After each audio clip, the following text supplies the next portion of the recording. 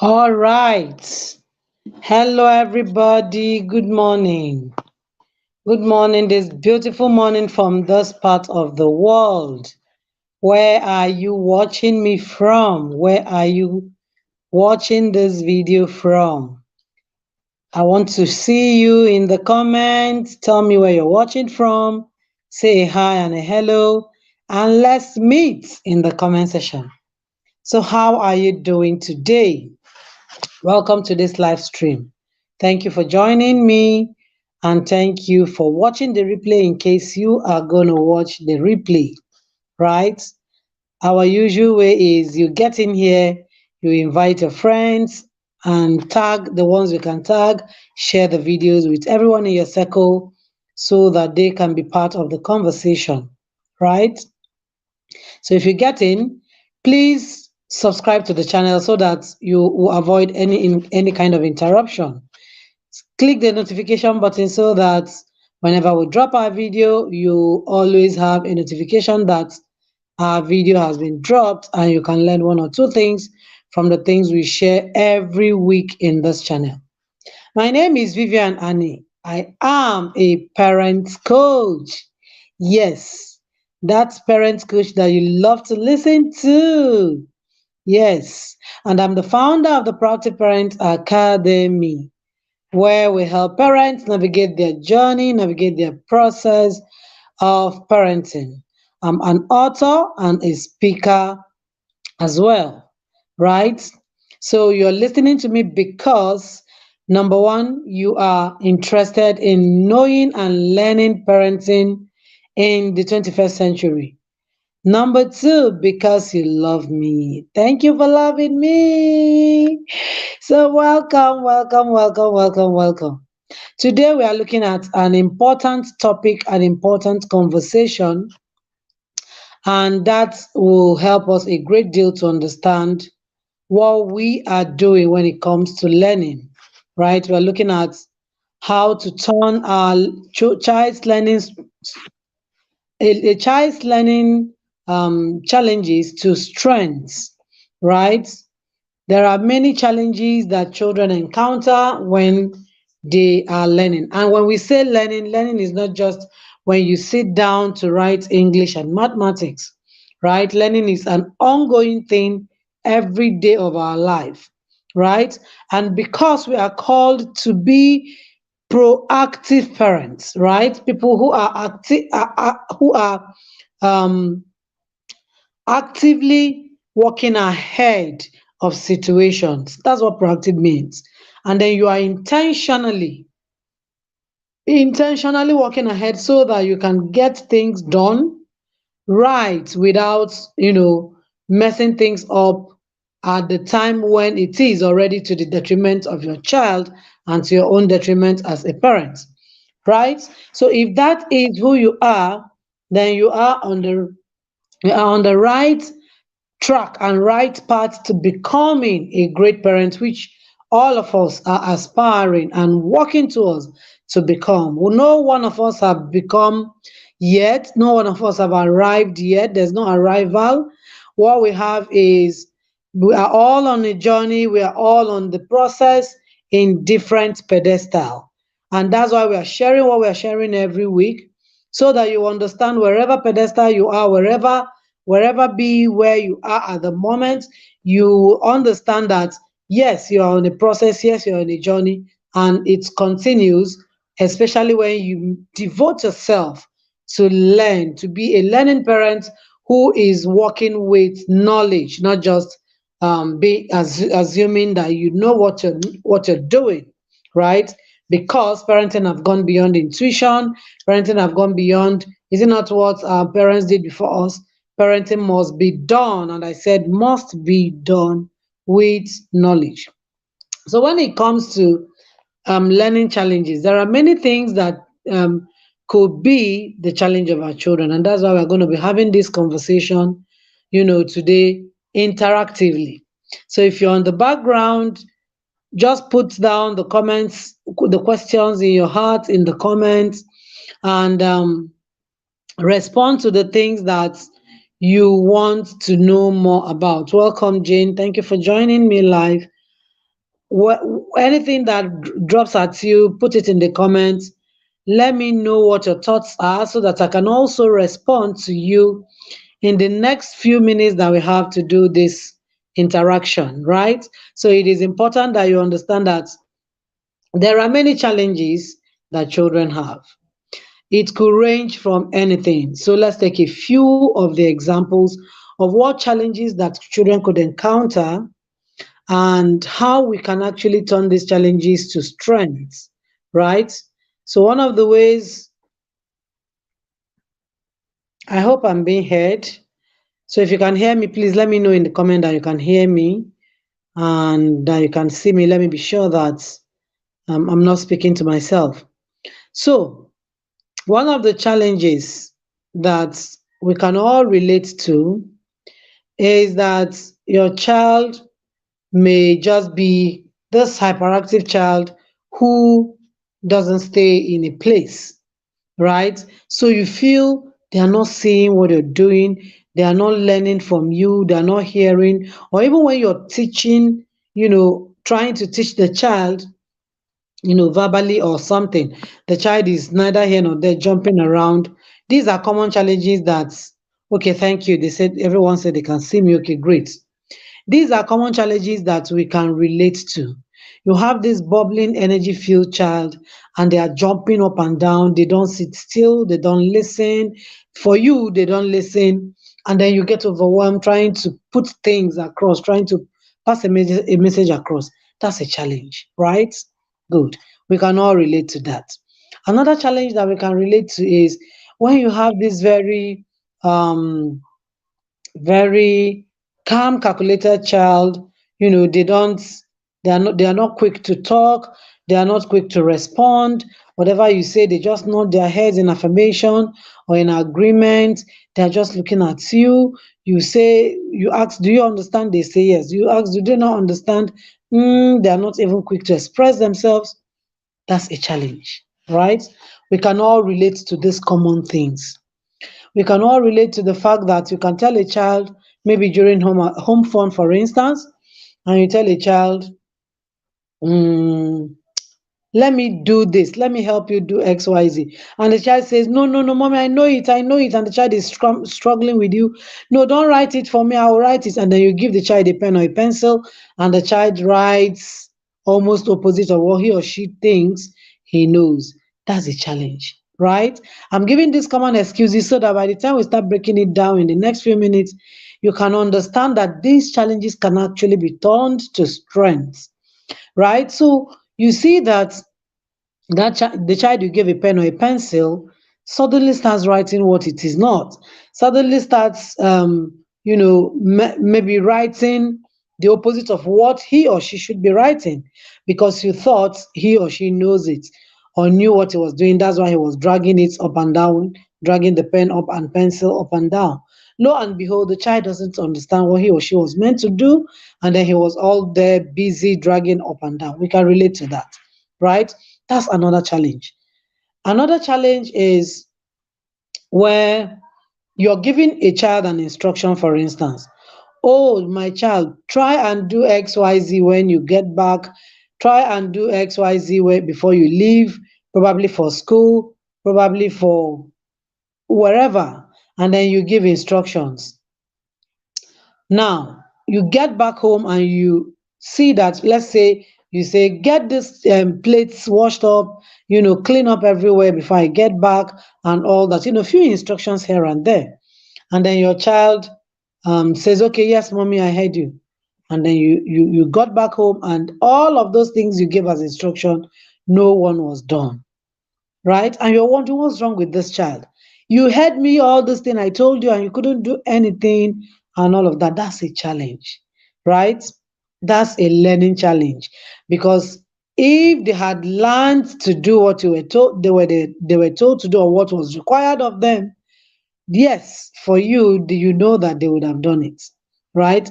Even though many times we try to look at it from the angle of disobedience, the angle of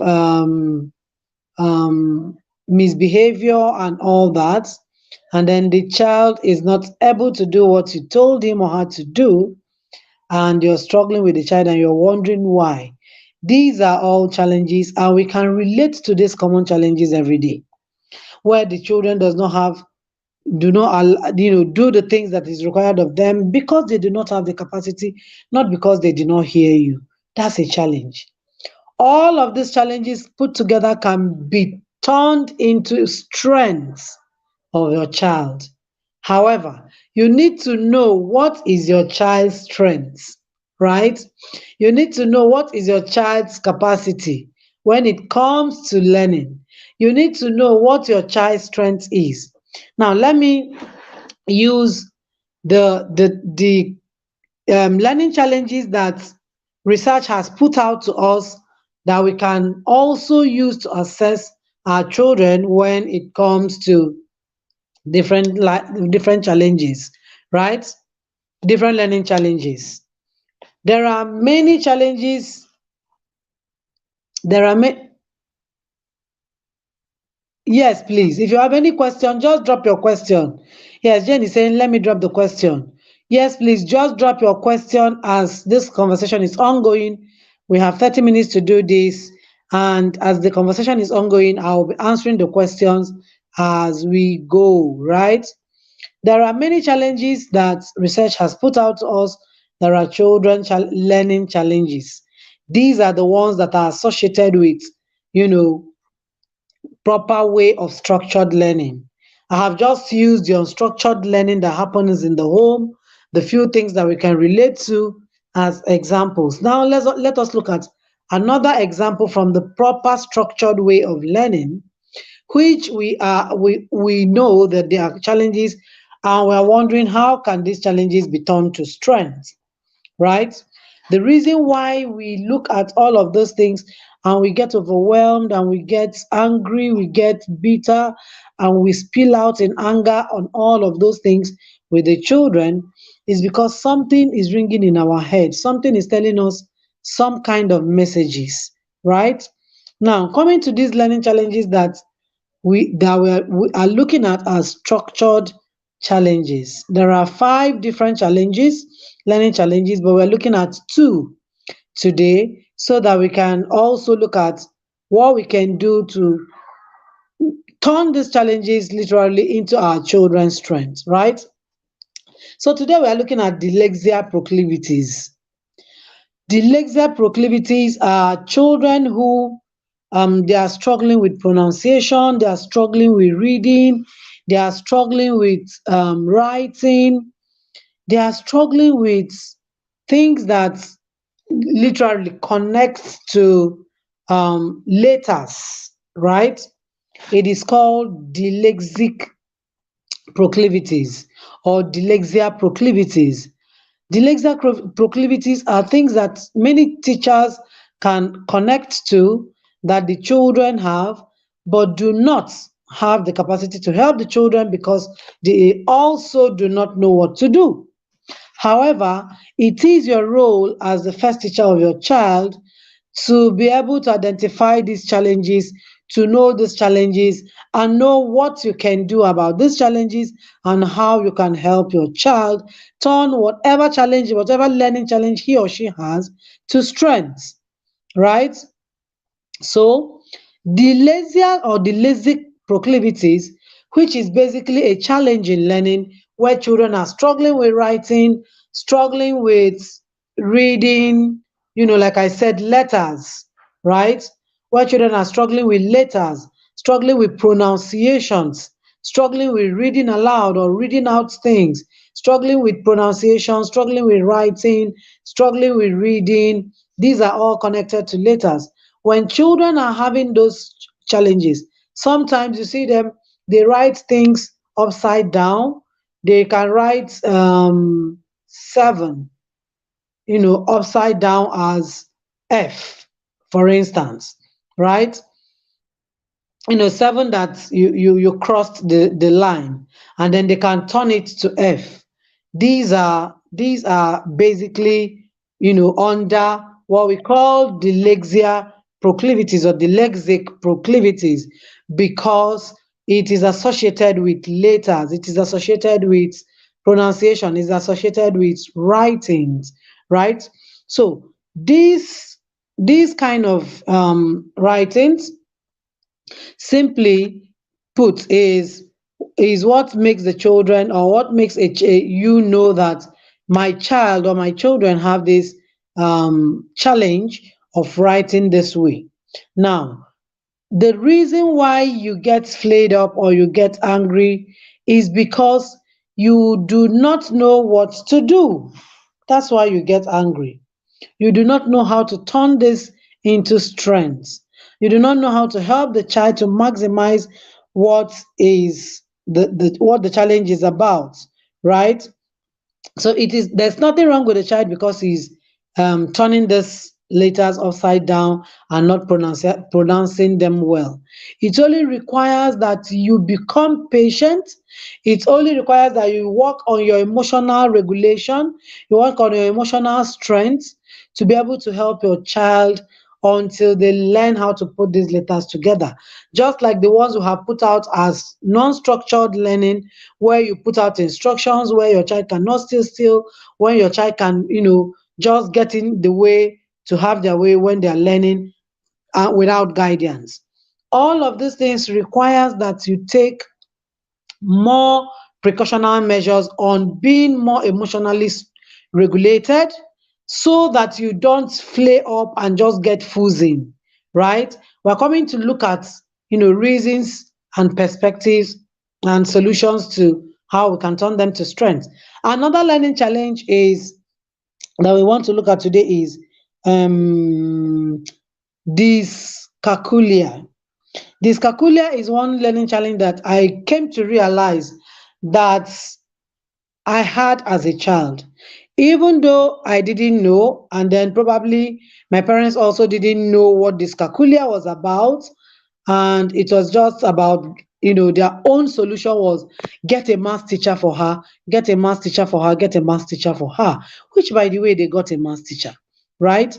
But if they had known that dyscalculia is directly linked to problem solving and critical thinking, they would have done better with what they did if they had known, by just putting me on the path of bringing out solutions to problem, and putting me out in the path that helps me think critically over issues.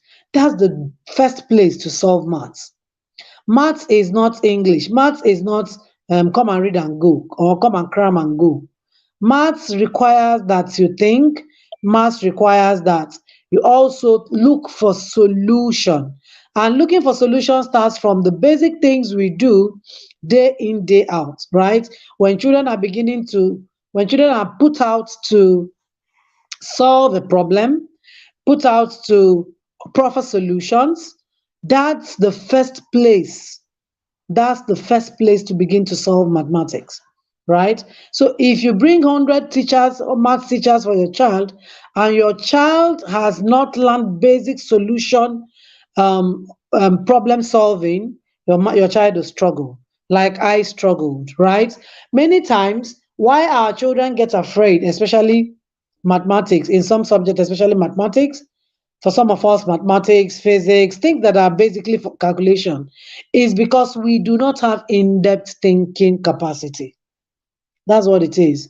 We do not have in-depth thinking capacity. So I was one of those children who struggled so much with dyscalculia, and I continued with the struggle. I continued with the struggle all through my young age. I am primary, secondary, university, all through life, basically, right? Until I became a mother and began to see the link between mathematics, problem solving, and independent thinking. That was when it dawned on me where my problem was coming from, and how my parents couldn't connect to what the problem was. They thought it was just about just see the numbers and all that. So it's not just about writing numbers, your little baby of 3 and 4 and 5 writing numbers and all that. It is about problem solving, and about in the independent thinking. So basically, that's why we need to understand that we are the first people to really proffer this solution for our children when it comes to everything parenting. So when we run a program in the academy, the Proactive Parents Academy, we run a program that we run yearly where we coach parents to be able to see through all the challenges that they need to work per time, per month, per week, per day in the whole of the year, right? So we run this program 12 months, and in these 12 months, basically what we do is to handhold parents and hold them accountable in the process of parenting. So what we do is to teach everyday basic skills that help our children expand their capacity, help you as a parent build capacity in the challenges that you're going to be encountering every day. Nobody said you will not have challenges as a parent, or you're going to figure it all out, or you're going to. There's nothing like that. That's not what we're talking about. There's no perfect parent anywhere. We are all on a journey of becoming great parents, not perfect parents. Perfection is not the goal. Perfection is not the goal at all. It is not the goal, right? The goal is that we become great at what we are given as role to do.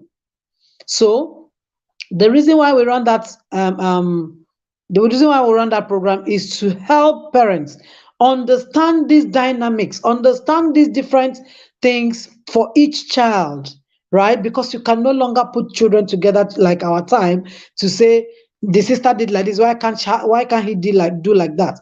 The brother did like this, why can't she do like this? You can no longer put your children in a box. You must parent them individually in their peculiarities. If raising them in their uniqueness is paramount for you as a parent, which by the way is paramount for you to raise a thriving child, right? So going by these two learning struggles and the unstructured learning struggles and challenges that we have put out as example in the beginning, if you're just joining us, you can go back to watch the beginning so that you can understand where this conversation is coming from, right? We are going to be looking at two things that we can use to also understand why we feel the way we feel, understand why we get angry, we flare up and all that, so that we can see the thin line between what we are doing, basically, especially in anger, what we are doing in anger and loss of emotions, or just gets flayed up and all that. We'll see the thin line between it and ignorance, right? So we must understand that these challenges can be turned into strength. So before we look at what can we do to turn these challenges into strength to help our children understand what should be done. Let me take the first question here before we get into that solution. Okay, the first question says, my girl is 2, started fighting to bathe herself at every bedtime. I allow her do that every evening now. Sometimes she allows me or her sister do that for her. Okay, that's not a question.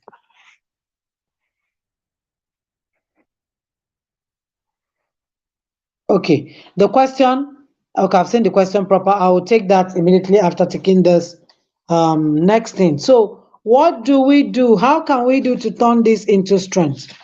In my book, Life Begins from Childhood, in this book, in chapter 5 of this book, I shared something that I want to use to show you how why we get angry and how this thing can be turned into strength.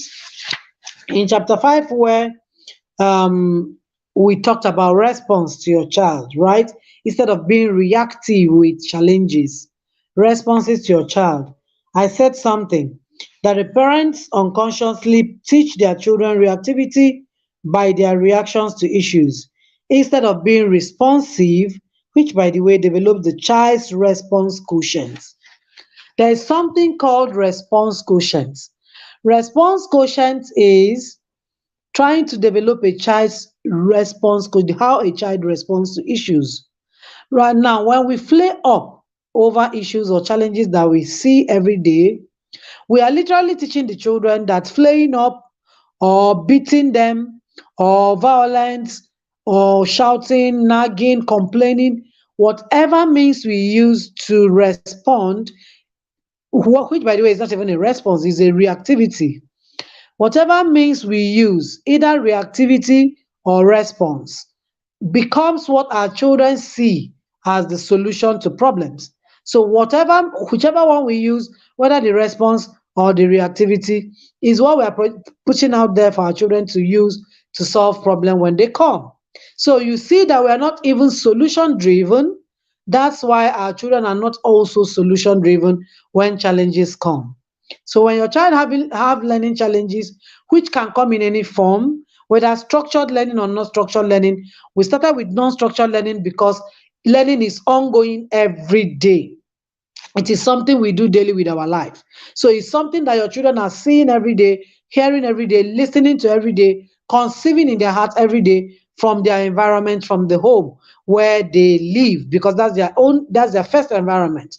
So they are soaking everything as you are responding or reacting to it. So you literally teach your child that solution comes from reactivity. So when they have challenges, they are not thinking solution. They are getting agitated, they are throwing tantrums, they don't know how to go about it, literally because you are the parents who have shown them that is through reactivity you can get this thing sorted, right? Or it's through getting angry or whining up and down or fighting the next person. That's how you can get this thing sorted, right? So I said something in that book where I asked, how do we learn to respond? Which is one of the answers I want to give to the challenges that we have seen or we have used so far as an example. Number one, I said perspectives. And let me show you what I said in that perspective. Your emotions are directly connected to your thoughts. Your emotions are directly connected to your thoughts. The moment your perspective changes, your feelings also change, right? The moment your perspective changes, your feelings also change. Why do your feelings, or rather, why do we feel the way we feel when our children are having learning challenges? That's number one answer.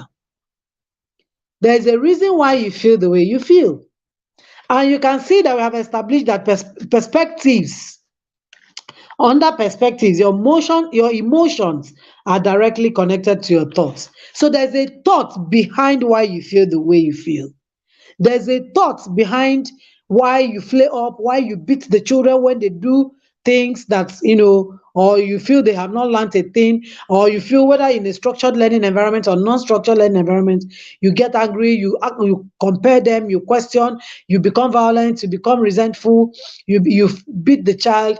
All those punitive measures that we call discipline that we use, the emotions behind those things that we do is directly connected to your feelings, to your thoughts. There's a thought going on in your mind that makes you feel that because your child is not writing this thing well, or your child is having fear or not learning this mathematics, there is a thought behind it. Probably for me, let me use myself as an example. For me, my own thought was, I don't want my child to struggle with mathematics the way I struggled and then probably get stuck in life or get stuck to that. That's not true. Your child will not get stuck if you actually know what to do. Your child will not get stuck if you go for knowledge. Your child will not get stuck if you ask questions.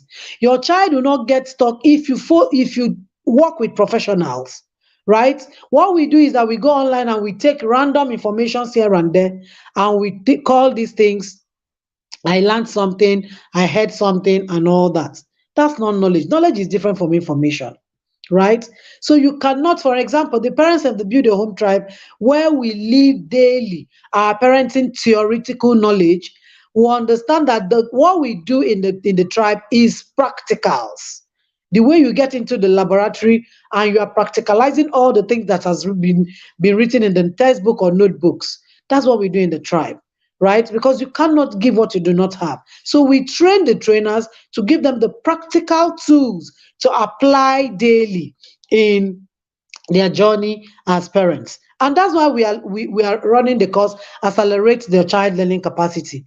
Accelerate Your Child Learning Capacity is a course that we run beginning of the year in the academy.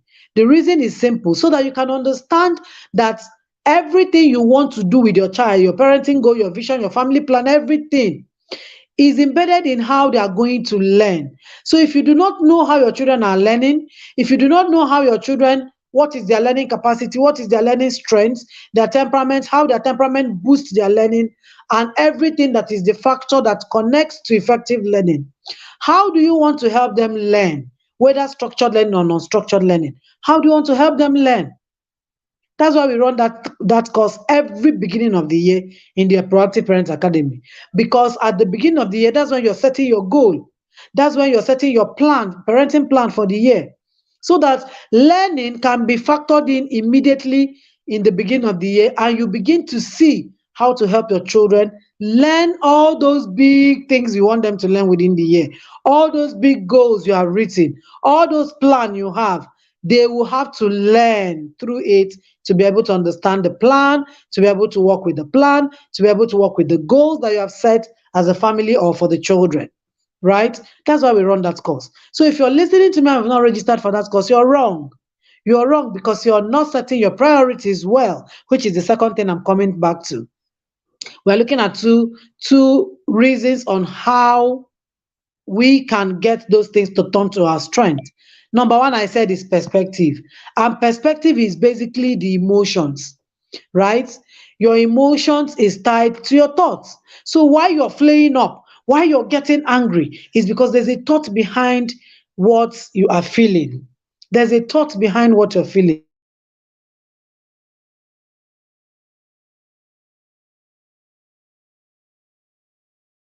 My child learn to do XYZ, they will not do well, they will become like me, they will get stuck, they will not get a job, and all that. You are even thinking of getting a job for your child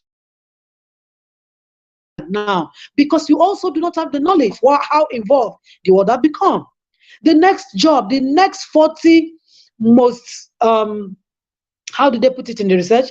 The most 40 most is it important job, not important.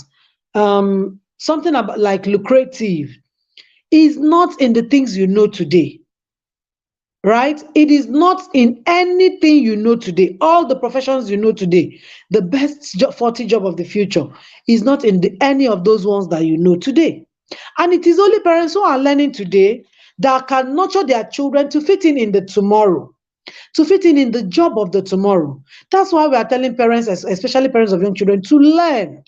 Proactive means that you're working ahead. Proactive means that you're learning ahead of situations. So if you're not learning, how do you want to help your children? You will still revolve around the circle how you were raised. So you're getting flayed up and you're getting frustrated because your emotions are tied to a thought. I want my child to do XYZ. I want my child to do this. I want my child to do that.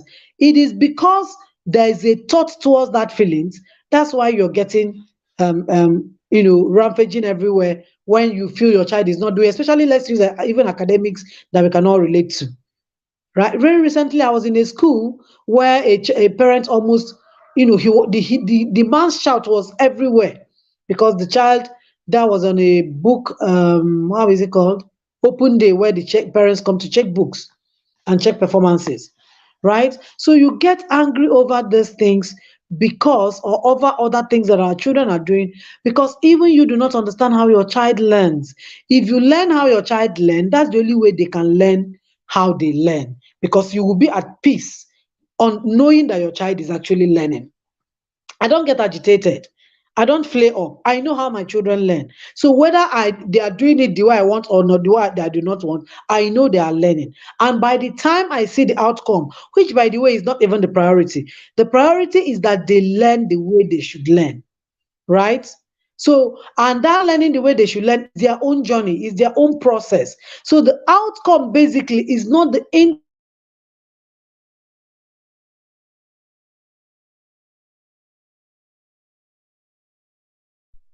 Many times, people like us are not necessarily looking at the outcome, which is probably the results, because we know that in their process, they are learning on that process, right? So you need to understand that your perspective matters. There are so many perspectives that could be a contributor to what you are doing. And the moment you understand your own perspective, you will be able to turn your perspective to your child's strength. My own perspective was that the thought was, oh, I don't want my child to struggle with mathematics and then probably not do the XYZ that I wanted to do and all that.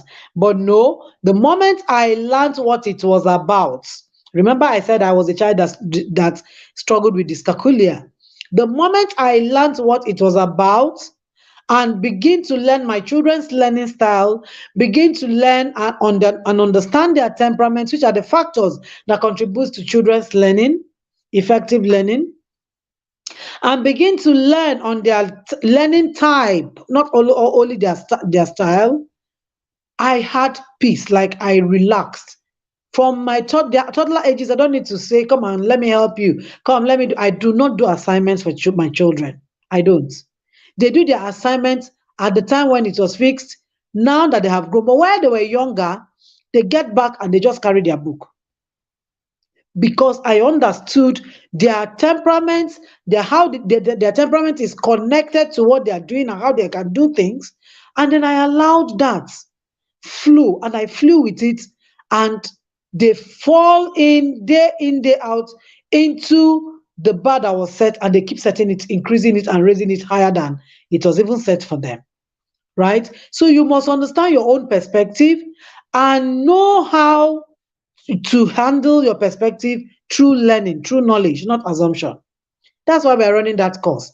So that every parent who gets into that course will be able to see the dynamics of everything that contributes, or that is a factor that contributes to your child's effective learning, and you begin to break it down using your child as the model, using your child as the, because they are the one to show you how to raise them. You're not the one to raise them the way you want. The child is peculiar in their own way, so you have to really nurture them in their peculiarity. If you're getting value, let me hear that you're getting value in this session, as we begin to round up with um the second perspective, second solution, right? The next is priority. Priority. What are your priorities in your children's learning? Do you want your children to learn the way you want them to learn, or you want them to learn the way that God wired their own brain to learn?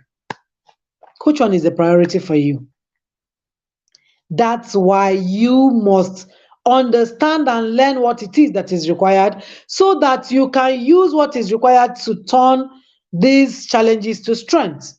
For me, the priority was that they learn the way God wired them, or their brain is wired to learn. Every parent wants that child that you say, stop, and they stop, sit, and they sit, stand, and they stand. We want that that robotic kind of child where don't go there, they will not go there. Don't stand up, they will not stand up. Don't do this, they will not do that. We're just interested in obedience, obedience, obedience, obedience. You just want to raise an obedient fool. By the way, pardon me, I want to use that word so that you can understand why it is important that we work with our children's wiring, our children's peculiarity, our children's uniqueness, and don't start to what, or mix up the whole thing by creating more problem. You want your child to just, when they say sit down, they sits down, stand up, he stands up, go here, you go there. Don't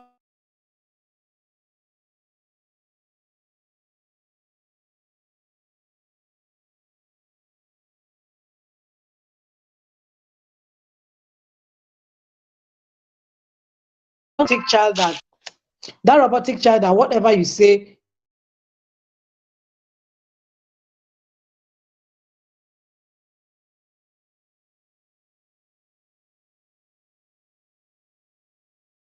for you, your priority must be put into consideration for you to understand how you can help nurture your child's or build these things you look at as struggle, which by the way, they are struggles. They are real struggles that can overwhelm you. But the truth is that we are always overwhelmed because we also lack knowledge of what should be done. So that priority is another thing that you must look at. What is your priority in your child's struggle? What is your priority in your child's learning? What is your priority? Is it to nurture your child's strengths, or to keep capitalizing on the challenges, or to keep capitalizing or looking at the weaknesses? We must understand priority to be able to nurture our children to their strength or with their strengths, right? To bring out their peculiarities and their uniqueness. So if you understand your child's, if you understand what priority is for you in any challenge, right? Whether behavioral or anything, but I don't want to go to that end. Let's talk about learning alone, where we have the conversation today. Whatever be the challenge, you will realize that the priorities that you're putting out as are going to help you nurture your child's challenge into strength. If your priority is that, okay, this child, I want to know how he learns, I want to know how his own brain wiring is, I want to understand how he, then all of us believe that everybody is the same. God created every one of us at the same way and all that, but it is not true. Until I became a mother, I also did not know what it is that a child's brain is wired differently from the way the other brain is wired and all that. And that took me into taking courses, that helped me understand brain wiring of children, and and many researches that neuroscience have put out that was an eye opener for me. These are few of some of the things that we'll be unraveling in the course Accelerate Your Child's Learning Capacity, so that you know how to go about each child. Each child, not all of them are like this. There's nothing like that, except you just want to do the regular, right? If your goal is not to do the regular, if your parenting goal is clear for you, is clear to you, by the way, if you're in the tribe, you understand that every one of us is working with a goal. So if your goal is clear to you, if your parenting goal is clear and is distinctive, that you want to bring out the peculiarity of every child so that you can raise a healthy, all-round healthy child, psychologically, mentally, emotionally, physically sound, that will become an impactful and thriving child, right? If that's a goal for you, if it is a goal for you, for your child to work in their uniqueness, for your child to work in their peculiarities, for their child to become who God wants them to be in their originality and their authenticity, then this course is for you to be able to understand what and how you can help each child in their learning process. Because aside the learning of academics, which is the one we're always looking at, everything that the child is doing daily is learning. And even the academics that we're looking at is a byproduct of understanding effective learning, because it will be the result of on what they have, the capacity they have built in the course of learning and understanding, accelerating their capacity, right? Academics is a result of it. The goal is not to get them to pass academics. The academics that you're looking at is a result, is a byproduct of a child who have been developed, or whose capacity have been developed in learning. They will now learn to love to learn, and they will become lifelong learners, that they won't stop learning even after being a child, right? Unlike us, that we just graduated from school and everybody dropped book. And when you talk about books now, except for parents who are in the tribe, who knows that we have all dusted our books and we have started again, because we cannot give what we do not have. If our children are not seeing us with books developing capacity, they will also not become one. We can't model, we can't give them what we do not have. We must model what we want them to learn, right? So they will also become life learners that will continue to learn to develop this brain, because this brain have a lot of capacity to become more creative, become more developed, and become more innovative, right? Many of us have thrown in the towel because we have shut down our brain. The brain is like this, dormant, right? We are no longer stretching the brain, and the brain has the capacity to keep stretched, right? That's why we are having that course. If you've not registered that course, You will see it in the comment, the registration link in the comment. Register for that course. That course is going to help you build capacity in what it is that you are required to know when it comes to learning. So let's take the questions that are dropping before we continue, before we conclude. And Jane said, in the morning when we are on o'clock, how do I get her daughter to learn to bathe herself? Because this week alone, this girl doesn't bathe well and will go to school like that. I know better not to yell or beat. Okay. One way to bring children to agree with you or cooperate with you in any kind of challenge, especially for toddler. This baby is 2 years, right? One way to get them not to, Jane says she knows better, she will not yell. Yes, because Jane is in the tribe, and one of the things that we do in the tribe is that we keep learning to broaden our mind and our capacity so that we do not just be the regular parents. If raising Genesis is our goal, right? Now, Jane knows that when she yells, she is shutting down the child's thinking part of the brain. So the child is not even learning anything, and you're having chaos with the child, and the child is crying, and you mess up the child's morning with all of those chaotic experiences. So they go to school emotionally traumatized, and they are empty emotionally. So that's another baggage of its own. Let's not digress.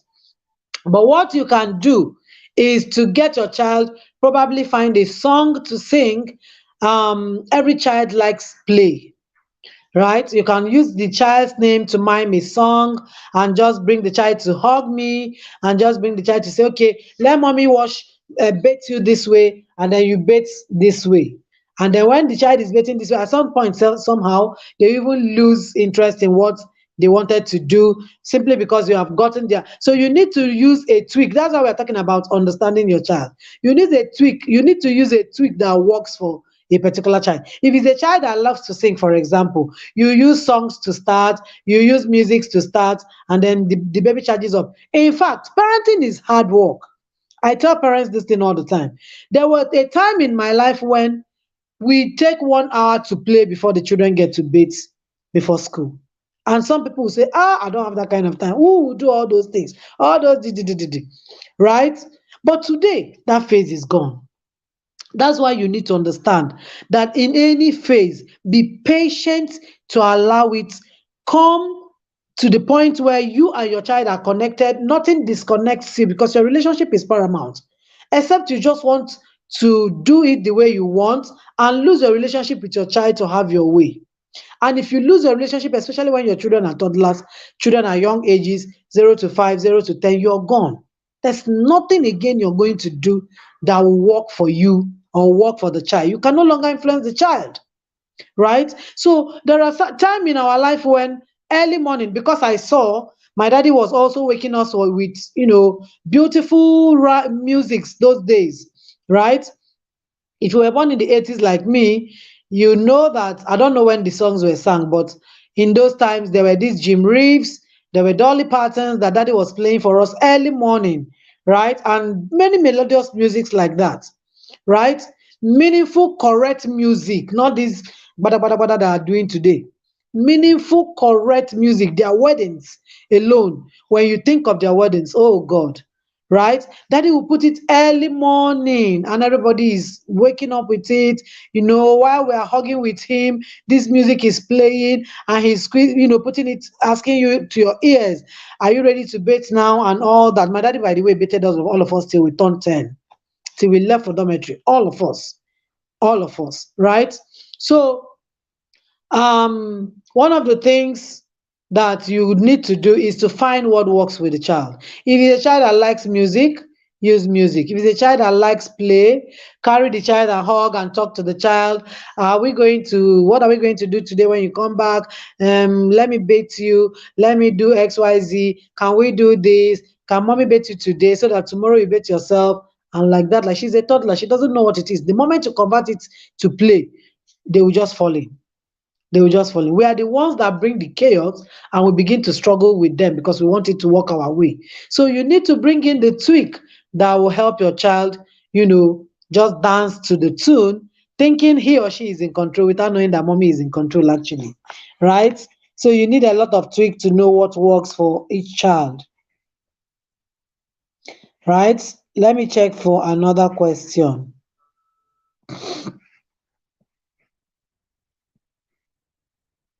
Okay. Um, okay. No question dropped again. No question dropped again. Okay, it's all right. So thank you everybody who joined this live stream and who will watch the replay later. If you've not gotten this copy of book, Life Begins from Childhood, please get a copy and start your journey, your proactive parenting journey with this book. There are other copies of books that we have both in soft copy like Parents Involved, self-discovery for parents and all of those ones, and more copies are on their way coming this year. So if you've not gotten a copy, please send us a chat on how to get a copy. Jane said thank you so much, coach. Okay, great.